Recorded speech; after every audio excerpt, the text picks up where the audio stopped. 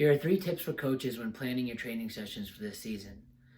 You want to think about being simple, you want to think about less, and you want to repeat. First, keep things simple. Often we are researching different training activities and looking at best practices, and we find some really neat training sessions, but sometimes they can be very complicated. We're watching, some professional clubs youth team or a national team go through, a training session, and while it's a great training session, it's maybe a little too complex for your team and the players you work with. So keep it simple. The game is complicated enough. Your training activities don't have to be. So keep it simple when planning. Make sure that the instructions and the setup is straightforward and the players understand it.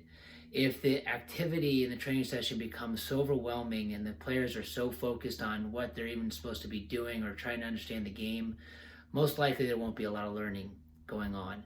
So start simple when you're thinking about your training sessions, your activities, and then as the players get it, you can add other variables to add complexity and difficulty. Training should be hard, but it can't be overwhelming where there's not a lot of learning that's going on. Second, less. Think about less when you're running your training sessions. Often when we're doing a training session with kids, we try to fix everything. When kids start playing and start doing an activity, there's not one thing that's not going right. There's usually 100 things that could be going better. So what we tend to do as coaches is we tend to either stop too often and try to correct everything that we see is wrong, or we're constantly giving instructions on too many things. So my suggestion is when you're thinking about your training session is think of 1 to 3 things at the max that you are going to be focusing on when players are going through these activities, and focus on those. Other things may be going wrong. Take mental notes of those. Think about how you can address them in future sessions, but don't do too much at one time. Don't overload the players with information, regardless of age. Even older players, a little more advanced players, when you start giving them too much information, there's too much to think about, and again, it can affect their performance and their confidence in what they're doing. Focus on what's most important.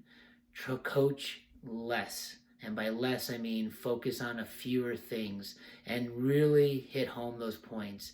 That's going to make your sessions much more meaningful and really help your players learn those concepts that you're really focusing on in that session. And finally, repeat. Often when coaches are training sessions, they are afraid to go back to activities they've done, in the last several sessions, because they don't want their players or maybe their parents to think that they're just doing the same sessions over and over again, or they're not really thinking about what they're doing, and or they're being lazy about how they're session planning. And in fact, it's often the opposite. By repeating activities and doing things over and over again throughout the session, throughout your season, in your sessions, it allows players to kind of build and develop what you're trying to work on in those activities. If every training session is something completely new and you never revisit things you've worked on, then it's very hard for players to build on those concepts and get better at them and improve in those training environments.